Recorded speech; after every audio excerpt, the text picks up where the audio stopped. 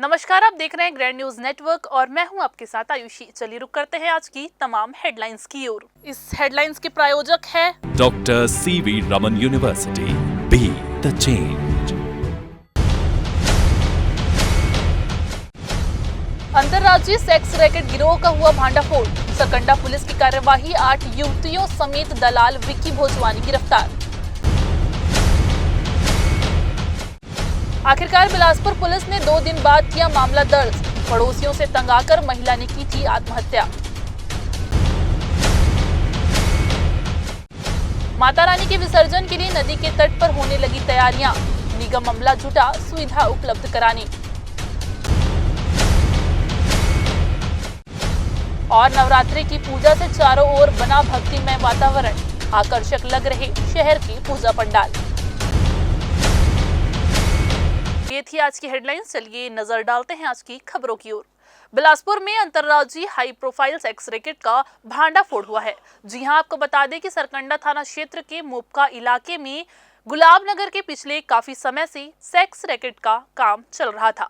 Police को इसकी भनक लग गई और तत्काल कार्यवाही करते हुए मौके पर 8 युवती सहित सेक्स रैकेट संचालित करने वाले दलाल विकास भोजवानी को गिरफ्तार किया गया।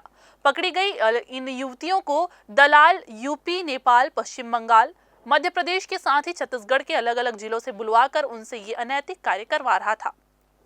सरकंडा थाना क्षेत्र के मुक्का पुलिस चौकी की ये अब तक की सबसे बड़ी कार्यवाही है। बस काम की बात हुई थी और कोई बात नहीं हुई। कौन लाया था? विकास भोजवानी अपनी मर्जी से आई थी। अच्छा, कहाँ रह रहे थे आप लोग और क्या कर रहे थे? हम लोग यहीं बगल में मक्का के पास लोकल में रहते थे। हम सारी लड़कियाँ कहाँ के रहने वाले हो? मतलब हम अपनी मर्जी से कर रहे हैं और अपनी मर्जी से आए हैं। और कहाँ से आए हो? विक्की भोजवानी के पास। मैं नेपाल से हूँ। आपके साथ और कितने लोग हैं? बस मैं यहाँ पे अकेली हूँ। मैं अकेली आई हूँ और मेरे को हो गया 13 तारीख को आई थी। 15-20 दिन हो गए हैं और काम के लिए बस। ठीक, दूसरा काम बोल के लाया गया था? दूसरा नहीं, काम कोई दूसरा काम नहीं है। इसी काम के लिए है आए थे। पुलिस सहायता केंद्र मोपका अंतर्गत गुलाब नगर क्षेत्र में हमको मुखबिर से सूचना मिली कि एक घर है जहां पर कुछ संदिग्ध गतिविधियां हो रही हैं। उस घर में जब हमने रेड कार्रवाई की तो वहां पर हमको 8 महिलाएं और एक पुरुष जो है वो संदिग्ध स्थिति में वहां पे हमको मिला, जिन पर हम लोग विधिवत कार्रवाई कर रहे हैं। मोपका के कौन से क्षेत्र में सर ये युवतियाँ कहाँ से हैं? गुलाब नगर क्षेत्र है मोपका का, गुलाब नगर कॉलोनी, वहाँ पर हुआ है। और युवतियाँ दीगर राज्यों से हैं जो मिली हैं वहाँ पे। कोनी थाना क्षेत्र के अंतर्गत ग्राम पंचायत गतौरी के तालाब में एक अधेड़ व्यक्ति की लाश मिलने से सनसनी फैल गई है। पंचायत के लोगों ने लाश मिलने की सूचना पुलिस को दी। आपको बता दें कि मौके पर पहुंचकर पुलिस ने तालाब में डूबे शव की शिनाख्ती कार्यवाही करते हुए मामले की तफ्तीश में जुट गई है। पूछताछ और जांच पड़ताल में पता चला कि मृतक का नाम काशीराम सागर है, जो गतौरी का ही रहने वाला है। वो शराब पीने का आदी था, इसलिए आशंका जताई जा रही है कि मृतक शराब के नशे में पास से गुजर रहा होगा और तालाब में गिरकर डूबने से उसकी मौत हो गई होगी। फिलहाल मामले में मर्ग कायम कर पोस्टमार्टम की कार्यवाही की गई। पीएम रिपोर्ट के आधार पर ही पुलिस आगे की कार्यवाही करेगी। कोनी थाना क्षेत्र में गतौरी में आज सुबह सूचना मिली, तालाब में एक व्यक्ति की लाश तैर रही है, जिस पर तत्काल पुलिस मौके पर पहुंची और उसकी पहचान जो है गतौरी निवासी ही काशीराम सागर के रूप में हुई और पुलिस के द्वारा मर्ग कायम करके पंचनामा किया गया है, जिसमें प्रथम दृष्टया उस पर कहीं चोट वोट के निशान नहीं हैं और किसी प्रकार के उनके परिवार के द्वारा भी शंका जाहिर नहीं किया गया है। तालाब में डूबने से ही मृत्यु होना प्रतीत होता है। इधर बीते माह सिरगिट्टी थाना क्षेत्र के तिफरा बछेरापारा में राहुल उर्फ आकाश सूर्यवंशी की शुभम साहू और मोहन साहू ने मिलकर हत्या कर दी थी। वहां पर मौजूद अन्य लोगों के साथ ही मृतक की बहन ने खुद इस पूरी घटना को देखा था। पुलिस ने आरोपी शुभम और मोहन को हिरासत में लिया था और कार्यवाही शुरू की थी। मृतक की बहन वर्षा ने सिरगिट्टी पुलिस की कार्यप्रणाली पर संदेह जताते हुए आरोप लगाया है कि पुलिस ने शुभम को तो जेल भेज दिया है, लेकिन आरोपी मोहन साहू को छोड़ दिया है। मोहल्ले वासियों के साथ पीड़ित पक्ष ने पुलिस अधीक्षक रजनीश सिंह से मोहन साहू की गिरफ्तारी की मांग भी की है। मैं अपने भाई के लिए न्यायालय के पास पहुंची थी कि न्याय दिलाने के लिए। मेरा भाई राहुल सूर्यवंशी, आकाश सूर्यवंशी, जिसका मर्डर किया गया है, मोहन साहू, शुभम साहू के द्वारा। अच्छा। शुभम साहू को ले गए हैं, थाने अंदर है वो, लेकिन मोहन साहू को छोड़ दिए गए हैं। इस वजह से हम उनके लिए मांग करने आए कि उसको भी कड़ी से कड़ी सज़ा होनी चाहिए, मेरे भाई को न्याय दिलाया जाए। किस कारण हुई थी हत्या, कुछ पता चला आपको? उन लोग नहीं बता रहे हैं, लेकिन इंस्टाग्राम में मोहन साहू और एक सूरज करके एक लड़का है और शुभम साहू, ये तीनों हमेशा इंस्टाग्राम में एक हफ्ते से उसके लिए टॉर्चर कर रहे थे। तुम लोग नया गाड़ी लिए हो, इस वजह से तेरा तेवर बदल गया है बोल के, और वो अपने काम पे निकला था। और वो दोनों लड़का मोहन साहू और शुभम साहू हमारे घर के पीछे एक स्कूल फर्नीचर बनाते वगैरह हैं, वहाँ से उसको जाते हुए देख के पीछे से इन लोग गए हुए हैं। मोहन साहू पीछे से पकड़ा हुआ है और शुभम साहू ने चाकू से मारा है। और इस बात को जाके हम टीआई के पास बोले हैं, तो टीआई बोला कि फैमिली मेम्बर से हम आपका गवाही नहीं ले सकते, कुछ अदर व्यक्ति को लेके आइए बोल के। तो वहाँ जो देखे हैं उनको भी लेके गए। अभी हम लोग को एक हफ्ते से ऊपर हो गया, लगातार हम जा रहे हैं उनके लिए, मांग कर रहे हैं कि उसको पकड़ के लाया जाए बोल के, उसकी भी कड़ी कार्रवाई हो जाए, लेकिन इसके कोई ध्यान नहीं दे रहा है। एसपी ने क्या कहा, कुछ पता? आपसे मुलाकात हुई क्या एसपी साहब से? नहीं, वो चले गए, आए तब। ने क्या लिखा है उसमें, ज्ञापन कुछ दिया है, क्या कहा है उसमें? हाँ, ज्ञापन दिए है कि मोहन को भी कड़ी से कड़ी सज़ा होना चाहिए। और जिस दिन हम लोग एफआईआर दर्ज कराने गए थे तो उन लोग को नंगपुरा से दोनों को साथ में पकड़े थे और रात भर दोनों को रखे भी थे। और सुबह बोले हम लोग को टीआई के गवाही लेके आइए, तब हम जाके मानेंगे बोलकर गवाही लेके गए, तब तक उसको छोड़ दिए थे मोहन को। ये 4/9/2024 की घटना है।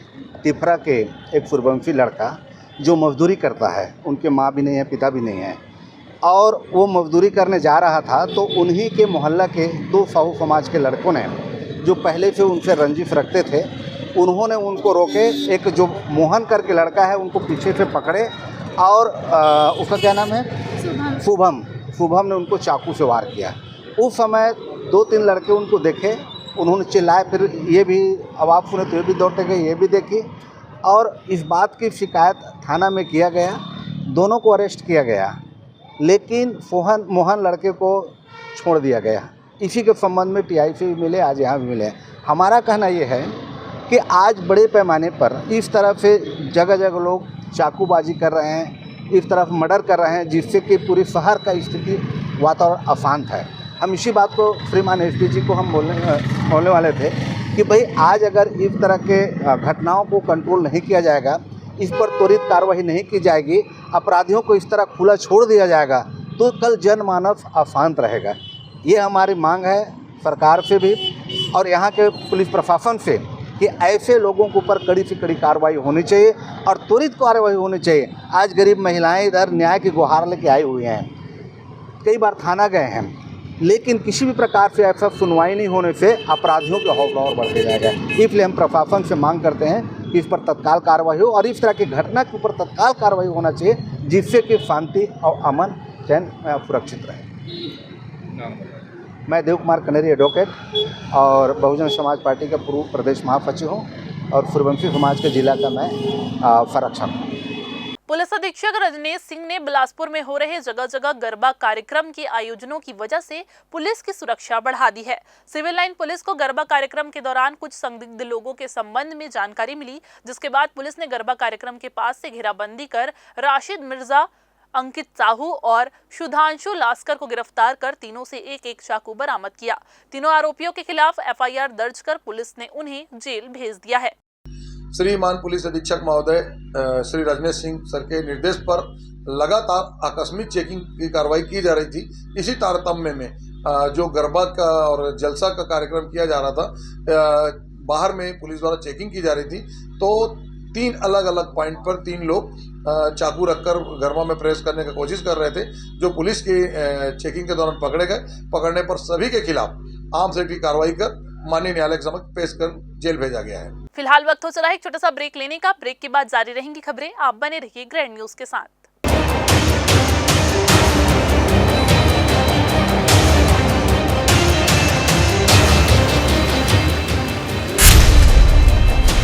Dr. C.V. Raman University offers high-quality education to students, particularly those from difficult geographical areas of central India. The flourishing 70-acre campus boasts of more than 120 state-of-the-art laboratories, smart classrooms, research centers, and a plethora of on-campus facilities that provide easy access. Dr. C.V. Raman University.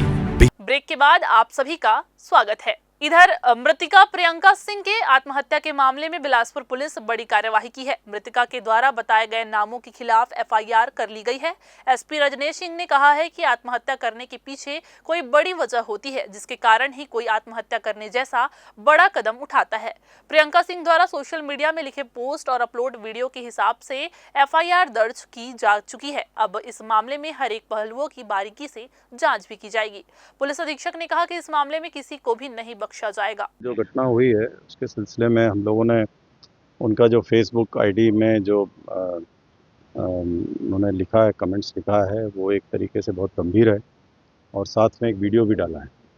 तो ये सारे content बहुत serious हैं और आपके जो उनके घर वाले हैं, उनके हस्बैंड हैं, वो रेलवे में जॉब करते हैं, बच्चियां हैं, इनसे भी काफ़ी विस्तृत बातचीत हुई है और इन सब के मद्देनज़र हम लोग इसमें एफआईआर करके जांच करेंगे और उसमें जांच में जो भी परिणाम निकलेगा वो फिर कार्रवाई करेंगे। तो जांच का विषय है वो जो फेसबुक के उसमें लिखा हुआ है, टेक्स्ट मैसेज और वीडियो उसमें रिकॉर्ड अपलोड है, तो उसके अनुसार हमने एफआईआर की है और उसमें कार्रवाई। तो एफआईआर में हाँ सब जो उन्होंने लिखा है उस सबके संबंध में जांच की जाएगी कि क्या ऐसी परिस्थिति थी। इसमें सबसे इम्पोर्टेंट ये होता है कि जो आत्महत्या करने के पीछे बहुत बड़ी वजह होती है, तभी जाके कोई सुसाइड अटेम्प्ट करता है या सुसाइड करता है। तो वो सारे कारण हम लोग इसमें पता करेंगे और बड़ी निष्पक्ष तरीके से हर एक पहलू पर इसमें जांच होगी और ये जांच सीएसपी सिविल लाइन को दी जा रही है। सीएसपी सिविल लाइन को मैंने कहा है वो जांच करेंगे। उनके सब चीज़ें जांच में आएंगी। हम लोग एक्सपर्ट नहीं हैं, वो मेडिकल एक्सपर्ट ये सब चीज़ें बताएंगे और जो भी उनके वीडियोस हैं और जो उनके बातचीत है, जो उनके परिवार के लोगों से बातचीत है, वो सब जांच में ही आएगा। जो सब नाम है वो उसके हिसाब से उन सभी पहलुओं पे जांच होगी, है ना। तो हम लोग एक एक चीज़ को यहाँ पे कोई मतलब नहीं है। ठीक। हर वर्ष की भांति इस वर्ष भी बिलासपुर में विजयादशमी के दिन पुलिस मैदान में रावण दहन कार्यक्रम की तैयारियां शुरू कर दी गई है। आपको बता दें कि नगर निगम का रावण दहन कार्यक्रम बेहद ही भव्य रहता है। पुलिस ग्राउंड में रावण दहन का कार्यक्रम देखने के लिए शहर के साथ ही ग्रामीण क्षेत्र से भी लोग पुलिस ग्राउंड पहुंचते हैं। विजयादशमी पर्व तैयारी निगम प्रबंधन द्वारा शुरू कर दिया गया है। मिली जानकारी के मुताबिक इस बार भी निगम का रावण का कद 50 फीट से ऊपर रहेगा। पुलिस ग्राउंड में होने वाले रावण दहन कार्यक्रम में मौजूद होने वाले लोगों की सुरक्षा व्यवस्था और लोगों के आने जाने का मार्ग सुनिश्चित करने के लिए बिलासपुर पुलिस अधीक्षक रजनेश सिंह पुलिस ग्राउंड का जायजा लेने आज मैदान पहुंचे थे, जहां उन्होंने पुलिस विभाग के अधिकारियों को उचित व्यवस्था मुहैया कराने के निर्देश भी दिए हैं। साथ ही साथ पुलिस बल शहर में होने वाले रावण दहन स्थलों में भी भरपूर पुलिस बल रखने की जानकारी दी गई है। ये बताएंगे, आज पुलिस ग्राउंड पहुंचे हैं, किस तरह का जायजा लिया जा रहा है? पुलिस अधीक्षक महोदय के साथ हम पुलिस ग्राउंड यहाँ आए हैं आगामी विजयादशमी के उत्सव को लेकर के किस प्रकार की सुरक्षा व्यवस्था लगाएंगे और कैसे कैसे एंट्री और एग्ज़िट होंगे और कितना बल की आवश्यकता होगी, इसके लिए जो है पूर्व तैयारी के लिए यहाँ पर उपस्थित हुए। कितने पूरे शहर के लिए है सर ये? अभी पूरे शहर में जहाँ जहाँ भी दशहरा का उत्सव होता है सभी जगह बल लगाया जाएगा। यहाँ से अभी सभी पॉइंट्स पर जो है जा करके विजिट करके उसकी तैयारियों के बारे में कितने बल रहेंगे सर? क्या कुछ अब ये पूरे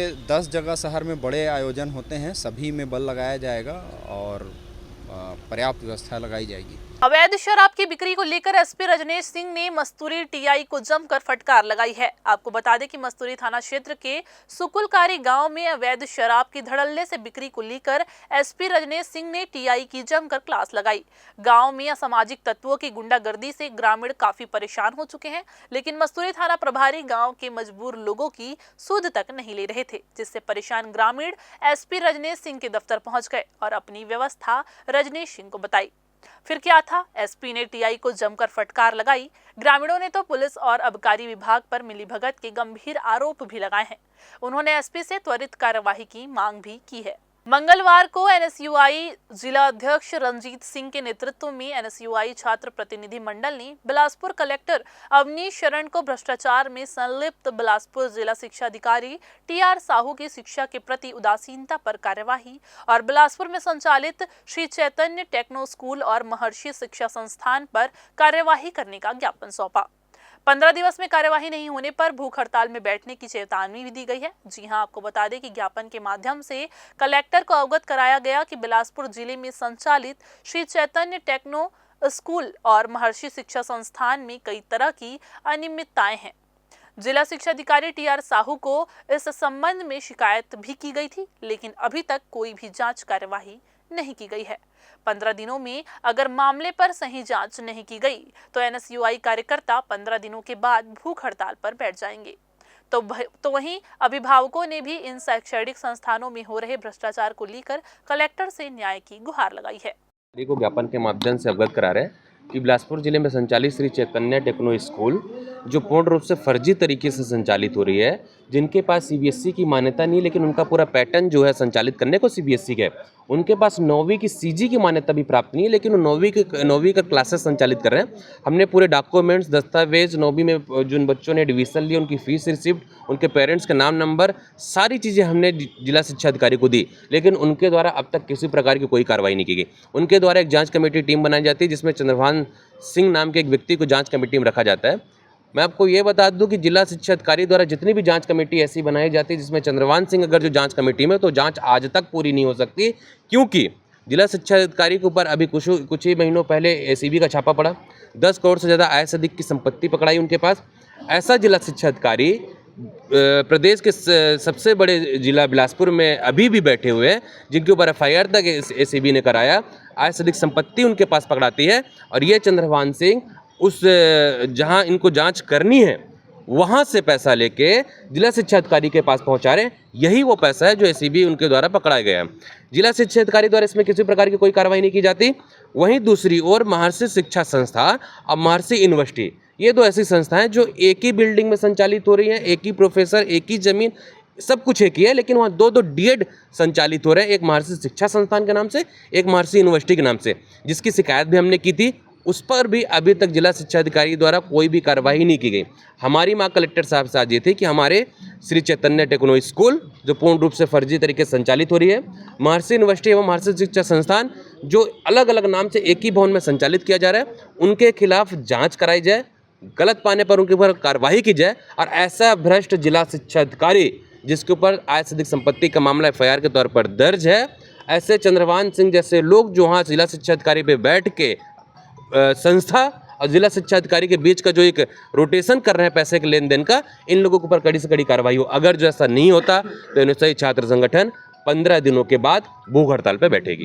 पावर हाउस देवीडी में चैतन्य स्कूल अभी नया खुला हुआ है, वहाँ धोखे से हमको धोखा यानी हर चीज़ झूठ बोल के हमारे बच्चों का एडमिशन लिया गया है। जब हमारे बच्चों का एडमिशन लिया गया था तो हमको बोला गया था कि वहाँ आंध्रा से टीचर आएंगी। उसके बाद वहाँ जाके हम देख रहे हैं एडमिशन करवाने के बाद तो आंध्रा से टीचर नहीं आई है, आंध्रा बोलने वाली लोकल टीचरों को रख लिया गया है। उसके बाद मैडमों में ही 2 गुट बना हुआ है। जो मैडम हमारे बच्चों को अच्छे से पढ़ाई करवा रही, लिखाई करवा रही हैं, उनके ऊपर इतना दबाव डाला जा रहा है कि वो मैडम खुद प्रताड़ित होकर स्कूल छोड़ के चल दी हैं, उस स्कूल को छोड़ के चल दे रही हैं। और हमको बुलाया जाता है आपका बच्चा शैतान है, हम अपने बच्चे को जाते हैं और खूब डांटते हैं। उसके बाद मैडम जो प्रिंसिपल मैडम है वो हमको धमकी देती है कि आपका बच्चा दोबारा शैतानी करेगा तो आपके बच्चे को स्कूल से निकाल देंगे, जबकि मैडम के पक्ष में ही हम अपने बच्चे को डांट रहे हैं। मैडम को बच्चे को धमकी देना चाहिए कि बेटा गलती करोगे तो आपको स्कूल से निकाला जाएगा, तो मैडम बच्चे को न बोल के ये चीज़ हम पेरेंट्स को बोलती हैं कि आपके बच्चे को बाहर निकाल दिया जाएगा। बताइए कि 1-1 लाख रुपए फीस देने के बाद हम लोग क्या करें। कौन से स्कूल? श्री चैतन्य स्कूल, पुराना पावर हाउस, देवीडी के बारे में जो चर्चा हो रही है, वहाँ पर सीबीएसई और सीजी बोर्ड 2 तरह की कोर्सेज चला रहे हैं। ठीक है, अब सीबीएसई का क्या है, मान्यता है नहीं, क्लास 9 लोग चला रहे हैं। क्लास 9 में ना तो सीबीएसई की मान्यता है ना तो सीजी बोर्ड की मान्यता है। और अगर प्रिंसिपल से कुछ बात किया जाए तो प्रिंसिपल उसका कोई सटीक पेरेंट्स को जवाब नहीं दे रही है।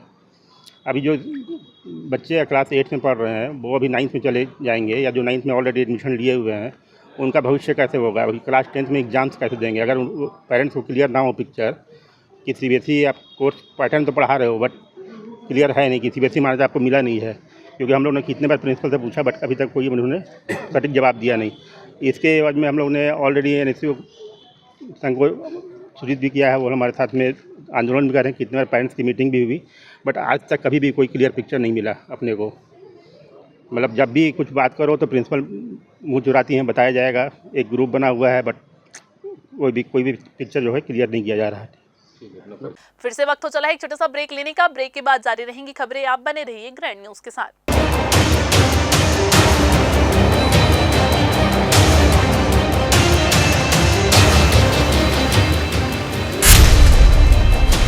Dr. C.V. Raman University offers high-quality education to students, particularly those from difficult geographical areas of Central India. The flourishing 70-acre campus boasts of more than 120 state-of-the-art laboratories, smart classrooms, research centers, and a plethora of on-campus facilities that provide easy access. Dr. C.V. Raman University. Break के बाद आप सभी का एक बार फिर से स्वागत है। एक तरफ जहां नवरात्रि की धूम मची हुई है तो वहीं दूसरी ओर मां दुर्गा की प्रतिमाओं के विसर्जन की तैयारी भी शुरू कर दी गई है। पूजा के समापन के बाद प्रतिमाओं के विसर्जन का दौर चालू होगा, जिसे लेकर नगर निगम शहर के विसर्जन स्थलों को तैयार करने में जुट गई है। विसर्जन के लिए शहर में 2 स्थल बनाए गए हैं। पचरी घाट और छठ घाट में दुर्गा प्रतिमाओं का विसर्जन होना है। इसे लेकर नगर निगम के द्वारा घाटों की सफाई के साथ ही यहाँ आवश्यक तैयारियां भी की जा रही हैं। मूर्ति विसर्जन के लिए नदी में पानी रोका जा रहा है, तो वहीं विद्युत व्यवस्था के साथ अन्य सभी व्यवस्थाओं को पूर्ण किया जा रहा है, ताकि विसर्जन करने आने वाली समितियों को किसी प्रकार की समस्याओं का सामना न करना पड़े। इसके लिए निगम प्रशासन ने संबंध अधिकारियों को विसर्जन को लेकर जिम्मेदारियां भी सौंप दी है। प्रत्येक वर्ष की भांति इस वर्ष भी मूर्ति विसर्जन के लिए नगर निगम द्वारा छठ घाट में तैयारी की जा रही है।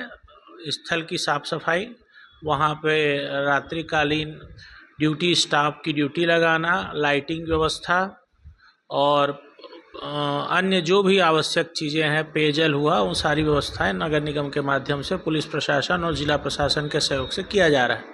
ये प्रशासन की ओर से प्रतिवर्ष आदेशित किया जाता है। NDRF और जो तैराक हैं नगर निगम के, उनकी ड्यूटी लगाई जाती है। इस वर्ष भी वो लोग रहेंगे। रायपुर सांसद और छत्तीसगढ़ के पूर्व मंत्री बृजमोहन अग्रवाल बीती रात रतनपुर पहुंचे। यहां उन्होंने मां महामाया देवी और भैरव बाबा के दर्शन किए और देश प्रदेश के लोगों की खुशहाली और सुख समृद्धि की कामना भी की। इस अवसर पर उन्होंने रतनपुर के विकास के प्रति अपनी प्रतिबद्धता व्यक्त की। उन्होंने बताया कि केंद्र सरकार छत्तीसगढ़ के 5 प्रमुख धार्मिक स्थलों को विकसित करने के लिए योजनाओं पर काम कर रही है।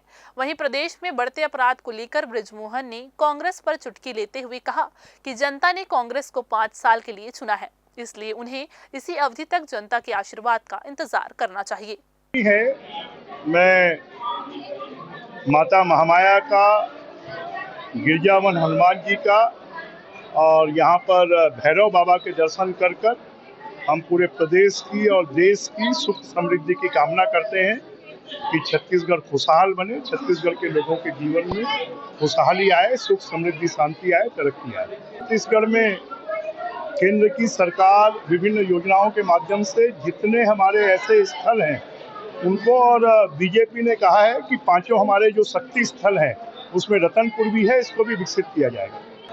अब कांग्रेस को जनता ने घर में बैठाया है तो 5 साल उनको इंतजार करना चाहिए। बिलासपुर शहर के पटाखा व्यापारी इस बार मुश्किलों में है। निगम ने बताया कि बकाया राशि जमा किए बिना अस्थायी दुकानों के लिए जगह देने से इनकार कर दिया है। दरअसल नगर निगम का व्यापारियों पर लगभग 4,30,000 रुपए का बकाया है, जिसको लेकर निगम कोई भी निर्णय अभी नहीं ले रही है, जिससे व्यापारियों में चिंता बढ़ गई है। पहले सिविल लाइन क्षेत्र के पुलिस ग्राउंड में दुकानें लगती थी, लेकिन अब उन्हें साइंस कॉलेज मैदान वाली जगह दे दी जा रही है। बकाया राशि को लेकर व्यापारी शहर विधायक अमर अग्रवाल से मिलने पहुंचे। पटाखा व्यापारियों ने आग्रह किया कि उन्हें पूर्व की तरह दुकानें लगाने की अनुमति दी जाए। विधायक ने भरोसा भी दिलाया कि दुकानों को सुरक्षित तरीके से लगाया जाएगा, लेकिन प्रशासन ने सुरक्षा मानकों पर सख्ती से अमल करने का निर्णय लिया है। नवरात्र और विजयदशमी का पर्व खत्म होने के साथ ही आने वाले 20 दिनों के बाद दीपावली का पर्व भी मनाया जाना है। दीपावली के मद्देनजर रेलवे परिक्षेत्र सहित शहर के अन्य स्थानों पर पटाखे की दुकानें संचालित होती है, लेकिन सुनने को मिल रहा है कि रेलवे परिक्षेत्र में पटाखा दुकान वाले स्थान को रेलवे स्थानांतरित करने का विचार बना रहा है। अब हमारा तो सबसे पहले मांग ये है कि अभी हमको नगर निगम से एक नोटिस आया है। पिछली बार के आप लोगों को याद होगा कि हमसे 4,500 रुपये प्रति दुकान मांगा गया था, जो कि हमारे हिसाब से उपयुक्त नहीं, जायज़ नहीं था, क्योंकि हम लोगों ने ऑलरेडी पुलिस ग्राउंड मैदान में पैसा जमा किया था और 2022 में भी मैदान में वहाँ मार्केट लगा था और 2022 में भी हमने पुलिस विभाग को पैसा दिया था, नगर निगम को नहीं दिया था और नगर निगम से हमको पूरी सुविधा मिली थी। और 2023 में भी सेम कंडीशन था, दुकानें पुलिस ग्राउंड में लगी और पुलिस विभाग को हमने पैसा जमा किया 12 लाख रुपए। ठीक दिवाली के 2 दिन 3 दिन पहले हमको नगर निगम से नोटिस आया कि 4,500 रुपये प्रति दुकान आप पटाइए, नहीं तो हम दुकान उठवा लेंगे। तो हम लोगों ने असमर्थता जाहिर कर दी कि भाई हम डबल पैसा नहीं पटा सकते। तो उस समय फिर आई गई बात हो गई और उन्होंने बोला कि पैसा तो आपको पटाना पड़ेगा। अभी इस साल हमारे पास नोटिस आया है नगर निगम से कि प्रति दुकान 4,500 के हिसाब से 98 दुकान का 97 लगी थी, लेकिन 98 दुकान का 4,41,000 रुपया ब्याज के साथ पटाइए, जमा करिए बकाया। उसके बाद ही आगे की कोई सुनवाई होगी, आपको किया जाएगा। तो हमारा ये कहना है कि भाई जब 2022 में आपने नहीं लिया और हमने नहीं दिया तो अभी देने का तो प्रश्न ही नहीं उठता, फिर डबल पैसा हमने क्यों देंगे। और मीटिंग में भी माननीय अपर कलेक्टर महोदय ने कहा भी कि भाई जो चीज़ आपकी नहीं है तो उसका किराया आपको क्यों देंगे। तो वहाँ पे उन्होंने पहले तो ज़मीन किराए के नाम से पैसा लिया जाता था, अब एकदम से उसकी परिभाषा चेंज हो गई कि भाई वो ज़मीन किराया नहीं है, व्यवसाय कर है। तो हम ये चाहते ठीक है भाई व्यवसाय कर है तो व्यवसाय कर के भी कोई गाइडलाइन होगा कि किससे लेना है, कितना लेना है, कब लेना है। भाई आप बोलेंगे इतना देना है तो भाई उसको हमको एक क्लियर भी तो हो भाई किस आधार पे व्यवसाय कर देना है, तो व्यवसाय का ज़मीन मालिक देगा या किराएदार देगा, या देगा तो कितना देगा। अब इस साल उनका कहना है कि 5,500 रुपये हमको वो टेक कर दीजिए और पिछले साल का 4,500 रुपये बकाया भी दीजिए और प्लस जो मैदान का खर्चा आएगा वो भी आप अलग से दीजिए। तो हम लोग इतना पैसा कहाँ से दे पाएंगे। कहाँ दे रहे हैं इस बार आप? अभी इस बार हम लोग ने आवेदन लगाया था पुलिस मैदान के लिए, लेकिन पुलिस मैदान से अभी तक हमको स्वीकृति नहीं मिला है, एक तरह से मना हो गया है और उन्होंने कुछ कारण भी हमको बताया कि इस कारणों से नहीं मिलेगा करके, वो लिखित में हमारे पास आया हुआ है। और अभी उनका कहना है कि आपको साइंस कॉलेज भेजेंगे, तो हमारा कहना है कि अभी एक तो पुलिस ग्राउंड मिलता तो हमारे लिए अच्छा है, लेकिन अगर साइंस कॉलेज भी जाना है तो एक यथोचित व्यवस्था होनी चाहिए। और अभी कुछ दिन पहले पेपर में आपके यहाँ से मतलब आया था कि निगम में गया हो, निगम से पूछा गया होगा, तो उन्होंने ये कहा था कि भाई नगर निगम का अधिकार बनता है क्योंकि नगर निगम सारी व्यवस्था करती है, सफाई, पानी, बिजली, हर चीज़ की। तो पिछले साल हमको नगर निगम से कोई भी व्यवस्था नहीं मिली, कोई भी सुविधा नहीं मिली, जबकि इसके पहले कभी भी नगर निगम से हमको शिकायत नहीं रहा, सारी व्यवस्था होती आई है और कभी कोई विवाद की स्थिति नहीं बनी।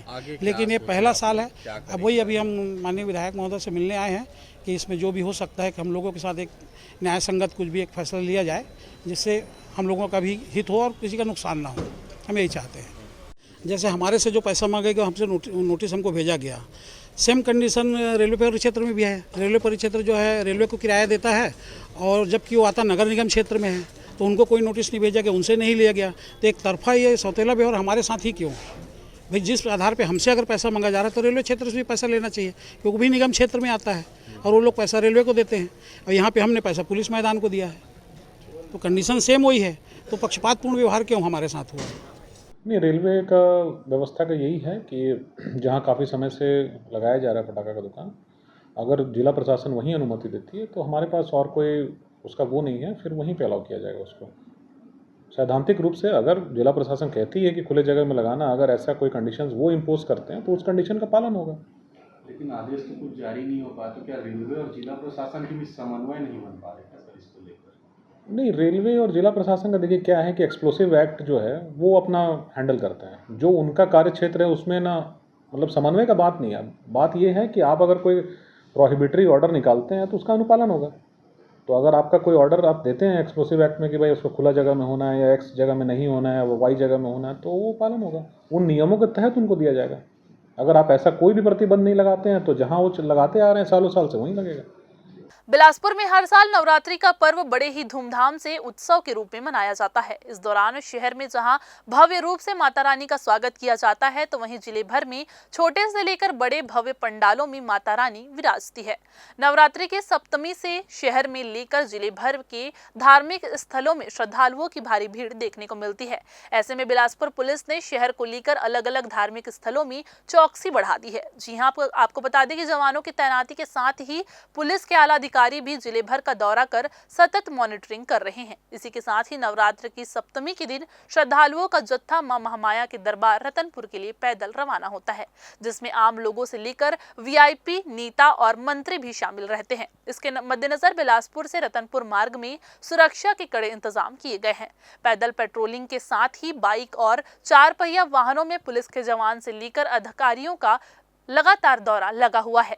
पदयात्रा करने वाले दर्शनार्थियों की सुरक्षा के लिहाज से सप्तमी और अष्टमी के दिन रतनपुर मार्ग पर भारी वाहनों के प्रवेश को पूरी तरह से प्रतिबंधित रखा गया है। से रतनपुर बहुत सारे श्रद्धालु जो हैं पैदल देवी दर्शन के लिए जाते हैं, जिसमें पुलिस के द्वारा हर साल की भांति इस साल सुरक्षा व्यवस्था लगाई जाएगी, जिसमें पूर्व से जो व्यवस्थाएं लगी हैं पेट्रोलिंग और फिक्स पिकेट, उसके अलावा अतिरिक्त पूरे हाईवे में पेट्रोलिंग्स रहेंगी और सभी जो मार्ग हैं वो उसमें कवर किए जाएंगे। और शहर में भी जो है इस दौरान श्रद्धालुओं की बहुत भीड़ उमड़ती है, उसको लेकर चौक चौराहों में अतिरिक्त जो है बल लगाया जाएगा और शहर में 3 अतिरिक्त पेट्रोलिंग और एक महिला टीम की पेट्रोलिंग चलाई जाएगी।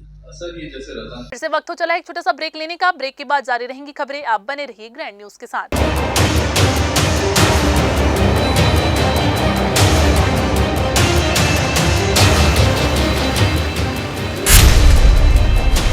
Dr. C.V. Raman University offers high-quality education to students, particularly those from difficult geographical areas of Central India.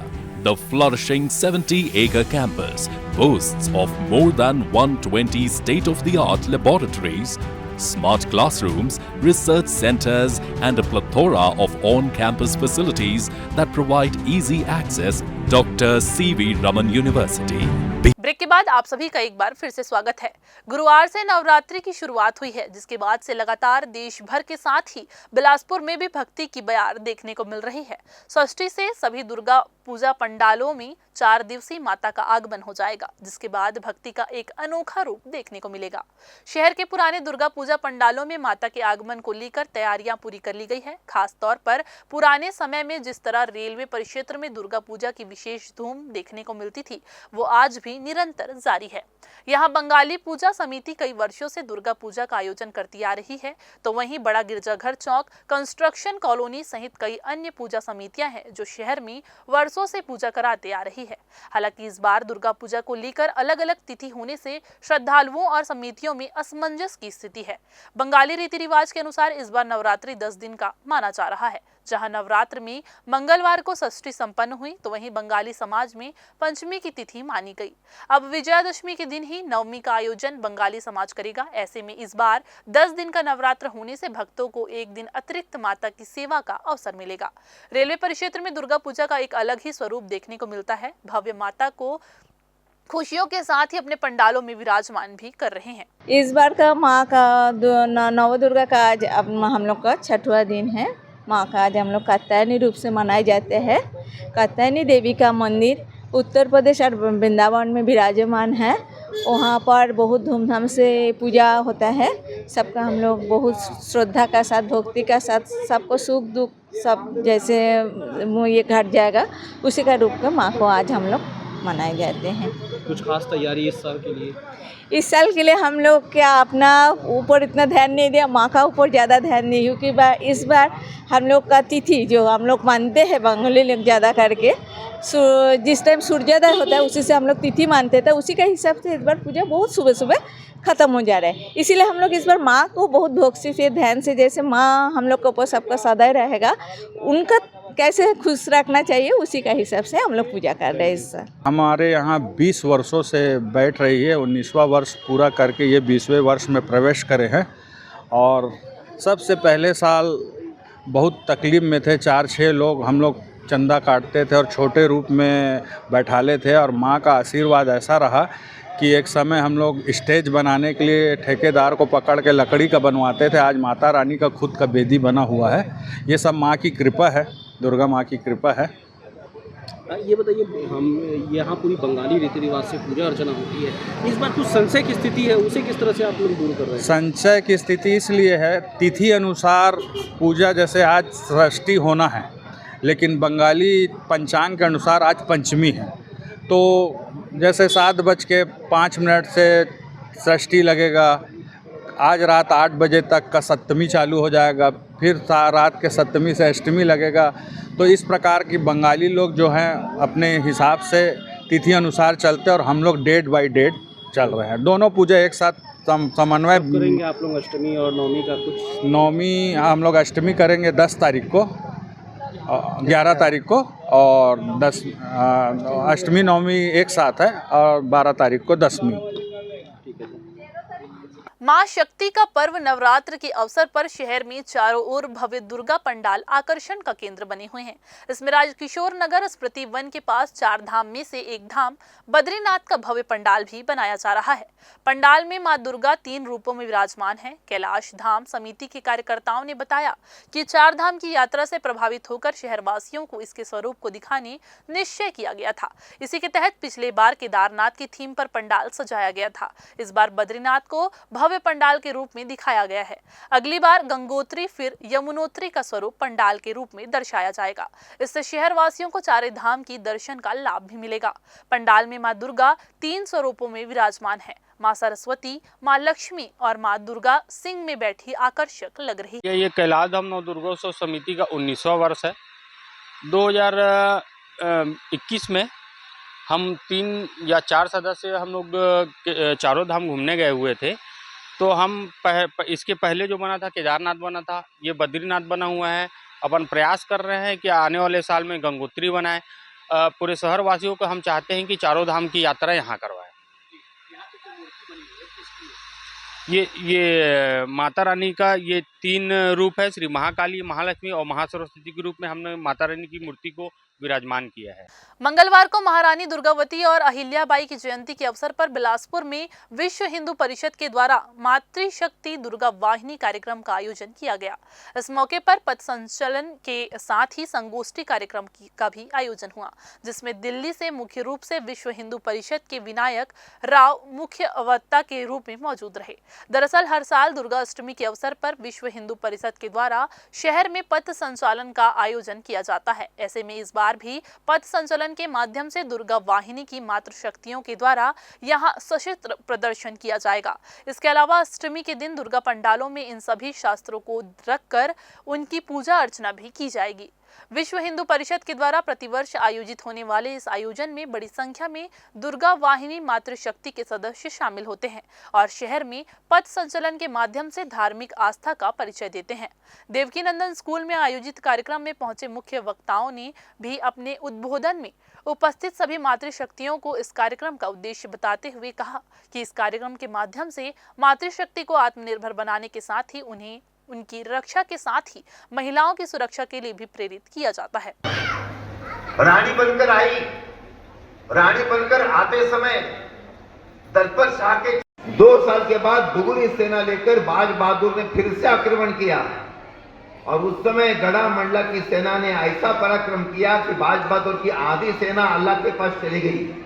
Navratri के समय दुर्गाष्टमी में दुर्गा वाहिनी की बहनों का पथ संचलन का कार्यक्रम होता है प्रतिवर्ष, और यह कार्यक्रम इस वर्ष विशेष रूप से किया जा रहा है क्योंकि रानी दुर्गावती का 500वां जयंती वर्ष है ये, और रानी अहिल्याबाई होलकर इनका 300वां जयंती वर्ष है।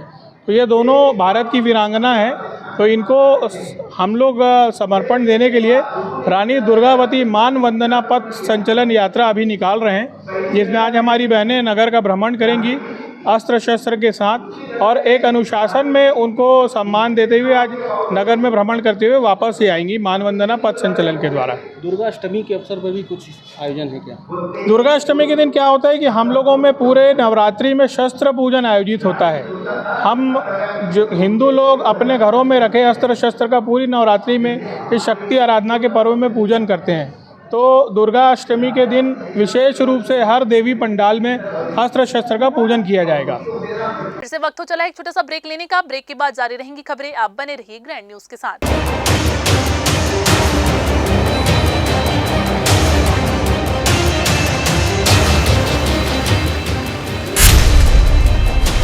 Dr. C.V. Raman University offers high-quality education to students, particularly those from difficult geographical areas of central India.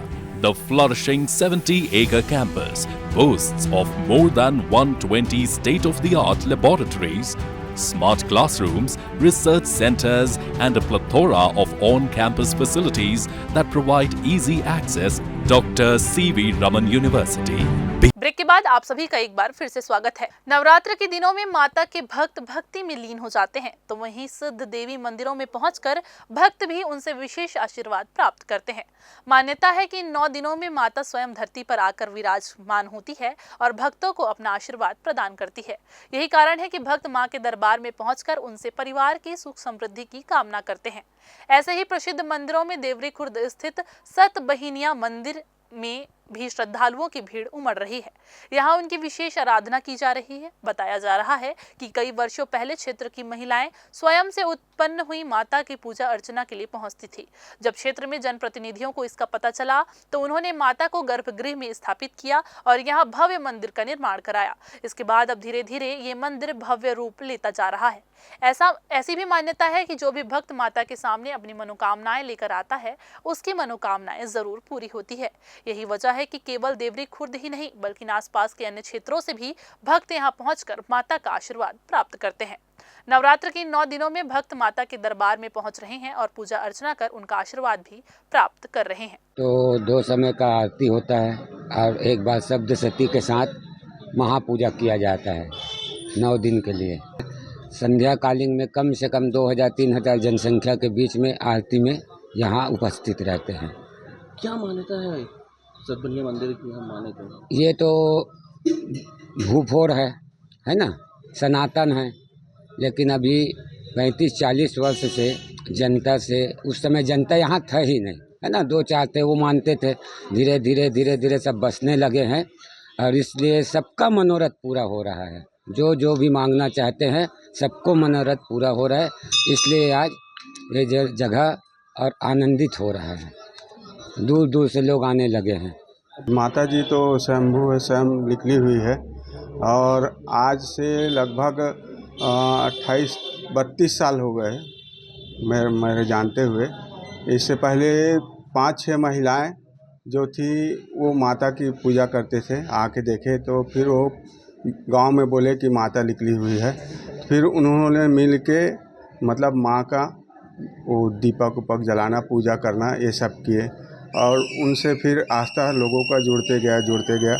फिर धीरे धीरे मतलब गांव के सरपंच जो कृष्ण कुमार कश्यप हैं और IP सोनी हैं थे, वो सब जुड़ने लग गए और पंचू सिंह नेताम, वैसे करके फिर हमारे लक्ष्मी भैया, ये सब जुड़ने लगे। जुड़ के आगे बढ़ाते गए और उस समय महिलाओं द्वारा 5 ज्योति कलश जलती थी। उसके बाद फिर जब लिए गए पुरुष वर्ग जब आए इसमें जुड़े तो लगभग 16 ज्योति कलश थी। 16 ज्योति कलश से आज 715 ज्योति कलश हो गई और सब लोगों की श्रद्धा है। यहाँ जो भी आते हैं माँ से मांगते हैं वो उनका मनोकामना पूर्ण होती है। ये आस्था है लोगों का। ये मैं बचपन से मंदिर में आ रहा हूँ और जब से देख रहा हूँ तब से निरंतर यहाँ पर विकास हो रहा है। समस्त वार्ड वासियों के द्वारा यहाँ विकास कार्य कराए जा रहे हैं। अभी वर्तमान में ही हम यहाँ शुद्ध पानी पीने के लिए पेयजल की व्यवस्था किया हुआ है अपने पार्षद निधि से और यह मान्यता रहा है शुरू से ही, जब से हम देख रहे हैं तब से ही। जितने भी यहाँ भक्तगण आते हैं सभी के मनोकामना पूर्ण होते हैं। आज हम माता सतभैनिया का आशीर्वाद लेकर ही कोई भी शुभ काम करने के लिए आगे बढ़ते हैं। ये स्वयं मैं खुद ही करता हूँ और माता सतभैनिया का आशीर्वाद हमेशा बना रहा हुआ है।